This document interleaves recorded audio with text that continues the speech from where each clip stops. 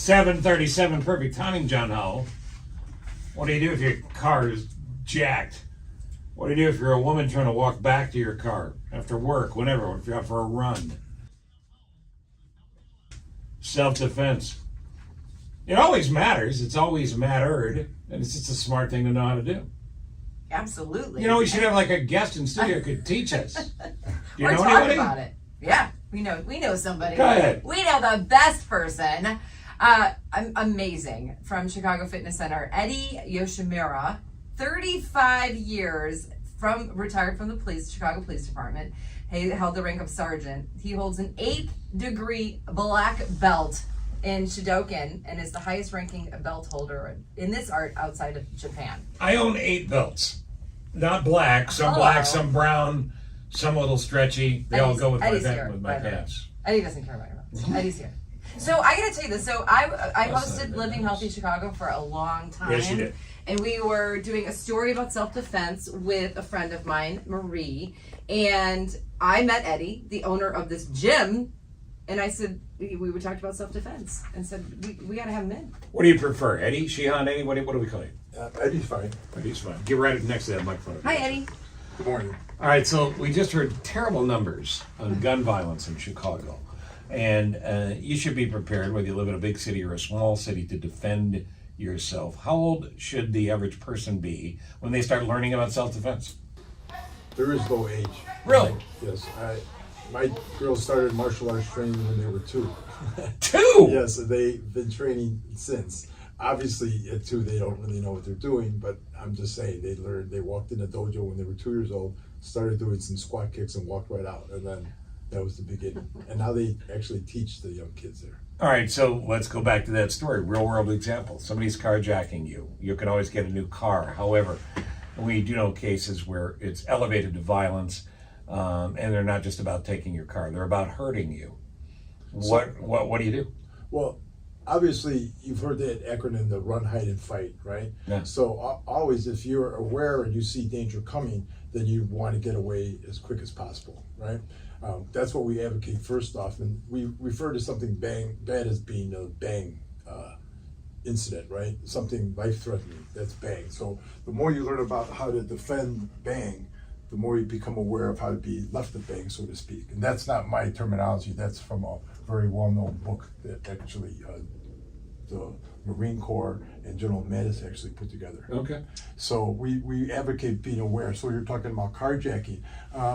You first got to understand what's going on. That acronym, know thyself, know the enemy, no fear in 1,000 battles. So what do they like to do when they carjack? So there's certain parameters that you want to be aware of. So for example, when you're about to get in your car, right, it's always beneficial if you kind of look up and down the street to see, do you see another car posted up running, right? Do you see a couple people walking towards you, like directly towards you? These are things that if you see, you need to move. You need to get out of there, right? Yeah, forget about the damage to your car and exchanging insurance cards. Get out. But if you see a car coming at you, don't jump in the car and drive away. No, it's not like movies. You're not going to be able to open up the door, get in the car, and drive away. They're going to pin you in, jump out, and point the car. Just right get out So of it. just run. Right. Throw the keys and run. Yeah. Right. And then as like gas stations, for example. Gas stations are another place where carjackings frequently happen. And the best thing to do, same thing. Pay attention. What's going on around there, right? So is it, and it's a very general statement, I suppose, but is it best to prepare for the worst case scenario so you're always ready? That's that old saying, if you want peace, be prepared for war. And so you believe in it? Oh, without a doubt. And hopefully you'll never have to use being prepared for war. Exactly. Do you have, so obviously we're talking about martial arts, self-defense training. Does it have to be martial arts?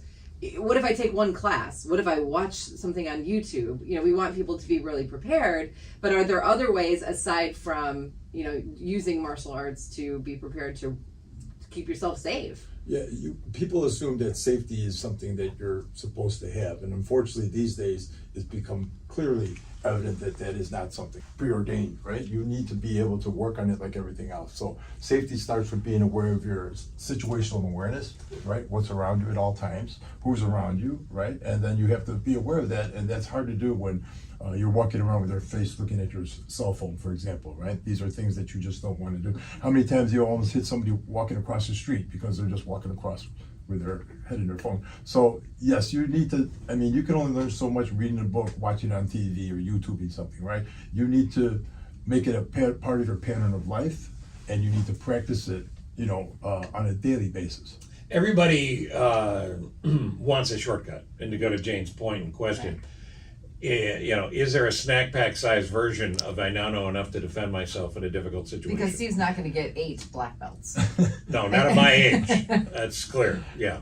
So yes, there is. You can learn a handful of very effective techniques, right? That do not take 20 years to learn. Okay. Again, there's no guarantee, and it's the last thing that you want to depend on. But there are definitely things you could use should you be in a situation where you're forced to defend yourself, right? So, for example, how many weapons does somebody have in unarmed combat, right? Well, the answer is 11, right? 2 hands, 2 elbows, 2 knees, 2 feet, your head, your mouth, and your whole body. So those are 11 things that you have every day walking around with that can actually be very, very effective if you practice how to use them. So the fight or flight instinct that we all have. Listen to the inner voice in your head. Well, that's why you train, right? Train is muscle memory. So that way, when something happens, you're not going to have time to think. You're just going to basically react.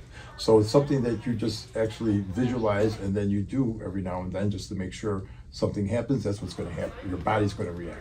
And kind of following up what Steve said, in today's world, there's so many weapons out there, and you are in a situation where you may have to use some of these skills, these 11 weapons that you have on your body.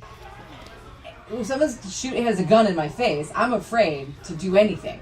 Like, I don't want to come at them with one of my 11 weapons. Agreed, right? It's that old adage, you don't bring hands to a gunfight, right? So you definitely, if there's a weapon involved, and like you just said, a gun in your face, we would totally advocate complying in every way, form, or fashion, right? And Take what you want. Take it, here's my keys, here's my yeah. wallet, and go.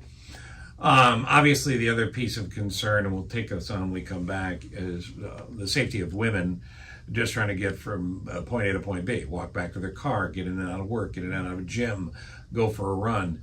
The preparation that women need in a situation like that. So when we come back, maybe we could just run through a scenario where you beat the hell out of me live on camera. Okay. And what do you mean, okay? You're supposed to say no to that. And then we want to tell people how they can get a hold of you and the folks that work with you and actually get some appropriate training. Thank you. All right, good. Shihan Eddie's here. Eddie Yoshimura's here, and Shihan Eddie was you're a Yakuza gang member on Miami Vice? Is that right? Back in the day, don't be shy. Back in the day, correct. And there was a shootout, and you lost a finger or something? Yeah, all my guys, Crockett and Tubbs shot them all up, and I lived. So as a sign of, I had to attribute for my disgrace. Right. And the Yakuza honor code, cut your finger off? Yeah. Yeah. That was on an episode of See, Miami. that was TV. Yeah, it was TV. But this is why I'm glad you're one of the good guys. So, and I'll tell you something, and you know this, Jane. You can measure a guest's validity, sincerity, decency, who they are as people, by how much they want to talk about themselves. And he doesn't want to talk about himself. Eddie doesn't want to talk about himself at all. He wants to talk about how he can help you Yeah. and me and the rest of us, and that comes from being a great teacher who's taught thousands and thousands of people. Where's your place, and how do people get a hold of you? It's called Chicago Fitness Center. It's located at 3131 North Lincoln. And it's basically our contact phone number is 773-549-8181. And we also have a website and social media presence. All right, Chicago. What's the website? Chicago Fitness what? www.chicagofitnesscenter.com. Okay. Yeah. And I assume there's different packages and things, or you can customize it how it works for you to be trained. Correct. And you have specific self-defense classes, because you do a lot of things there, but you have specific self-defense classes. Correct. Martial arts, Shidokan, in its most primal form is self-defense. That was martial arts in general. That's what it was for. Okay. All right. So speaking in specifics to how women defend themselves, I want you to run through something with Jane in a second, but first, if we go with awareness, assessment, and action. Awareness is get your face out of the screen. You know, you're in a situation that could potentially be dangerous in any form. If your head on a swivel, doesn't mean you're going to be attacked, but just be aware of where you are, right? Correct. My girls, when they were real little, I remember I would teach them to pay attention to certain things, right? So we'd go out to a parking lot, they'd be all excited, they'd be like, Daddy, there's 40 cars in the parking lot. And I'd say, good, how many are white? And they'd be like, oh, right? So little things, you just pay attention, right? When you walk into a parking lot, you should look before you walk directly to your car. Are there people sitting in cars? Or they look like they're not doing anything? Or is somebody standing by a car and look like they're tracking you? These are little indicators that something's not right, right? So you should turn around and go back where you came from and wait till you feel it's safe. You really need to be observant and aware. Right. And that's what a lot of us are not, right? We're going in a thousand again, directions. but it's not just that. Again, it's people buried in their phones. Yeah. Assessment in a situation. You assess your situation. This could be after you're confronted. Correct. So, and that means your spidey said snooze, right? Mm-hmm. You were, like you said, had your face in the phone or whatever you're doing, and next thing you know, here it is right in front of you, right? So that's why you train, right? Because you're not gonna have time to think and process it. That's way too slow. You're going to react. You have to react, and if you don't, it's that, fight or flight or freeze type of mindset, right? So if you freeze, then you do nothing, right? Right. So you either run really quickly or you fight. It just depends on what the situation is. Again, we advocate fighting as the last line of self-defense. Right. De-escalate if you can. Right. Give up your personal property. That can be replaced. You can't replace your life, and you could be very, very badly hurt in situations. But there are circumstances where you have to take action. Correct. All right. So And because of that training, you know when it's time to take action or not, because your brain is like firing and you know when the moment is. And you're also training us not to be afraid. So if I went to a class right now, I would be afraid to do anything because I'm like, oh, I don't want to hurt you. I'm sorry. But you're teaching to get over that. That's a huge mental obstacle to come over, right? Because the threat is not going to hesitate to hurt you. So you actually have to either get to that level as quick as possible or be really, really fast, right? let's not confuse the fact that cowards that attack women are in fact cowards. That doesn't mean they're not there to hurt you and use their physical strength against you. So, Jane, stand up if you would, please. Yeah. You're a woman minding your own business. Okay. That's what I normally do. No, that's not really true.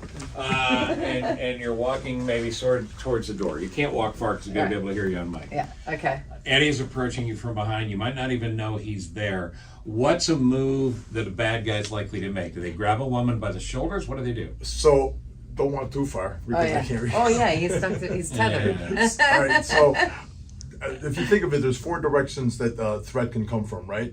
Laterally, right or left, front or rear, right? Yeah. Rear is obviously going to be preferred because she cannot see me, Right. Okay, Right. but again, there's a lot of things that you can do, but it just depends on the situation, right? So she can't see me, so she'd be fighting blind from behind, right? Right. Yeah. She knows I'm behind. She could easily take her foot and put it on you see where and stomp down as hard as you Oh, can yeah. right there, okay? Stomp right on your Right? You could take your elbow and whip it around as hard as you can. Yeah, Okay? right into your now, face. If at some point you face me, then you have 2 primary areas of attack. Do you know what they would be? 2 primary targets. your face and your chest. No. Oh.